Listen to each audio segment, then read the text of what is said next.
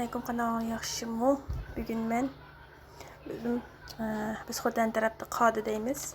Şöyle başka taraflar doğudaydı iken. Şuna kalışını kösüp koymakçı ayıldı. Ben az bugün hava bek ısık. Türkiye'de yaşayan başçım. Şu an ben doğu qadişkim kelip kılmakçı şu an kösetmekçi buldum. Muzlu mən adətdə öydə maşına muzluldub, işlətib qoyğan qətqilan qutularga qaçırıb alıma.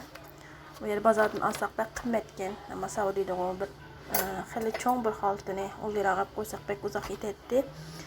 Bu yerde bir 4 dal 5 daldan aldı ikimiz. Şu an mən öydə muzluldub maşına qaplaq qaçırıb alım adətdə. Aldı bilən biz muzumuzni maşından içine saldık.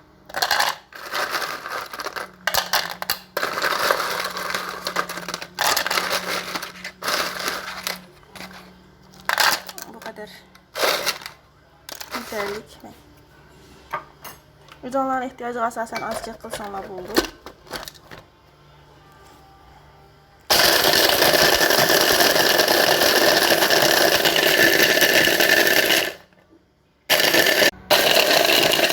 Biraz müşahiretke ekip boğandan keyin mana bu haletde geldi. Mamuzların yaxşı erimesi için aslında ağırlaştırıyorsunuz. Bu haletde adı bulmak için. Bu hemen bunu da. Lan. Oğlum kadıgan bırak.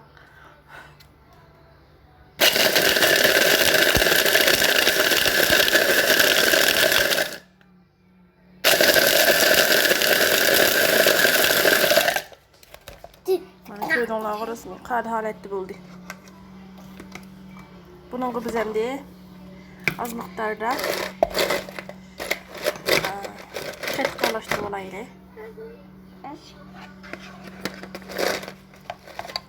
Bunları yaktırıp kaymaklık kırkışlıklarını açık kırtık mı uzunlar. Kaysını yaxşı görürsən, şunu işləsənlər burada. Bu halətdə yeni bir qatın araşdırdım.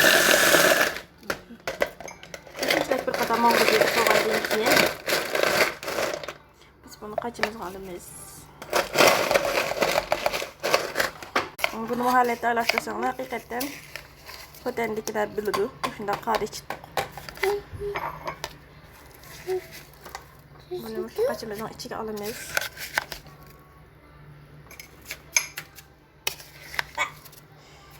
Eğer doğru kılmakçı olsanlar azıcık katıkta su araştırırsanlar buldu. Bunu bu halette kıldık. Oğandan keyin ben halette bu markalık üzüm şirnesi işletim. Ben şu markalığa yaxşı men üçün. Sizlərə bu markalık üzüm şirnesi işləsənlər yaxşı mənim tavsiyələrim, hem də qalğan olanların ixtiyarı.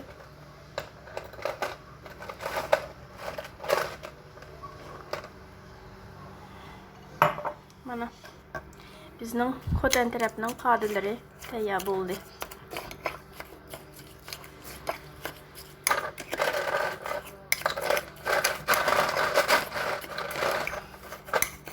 Başqa taraflardan qanday aytib bilmayman. Biz tarafda mana shunday bo'ldi.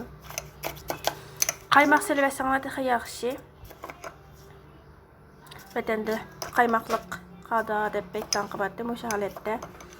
Qilsanlar bo'ldi. Yoz kunlari bak xo'sh yoqdi bo'lib manzara havoda isib ketdi.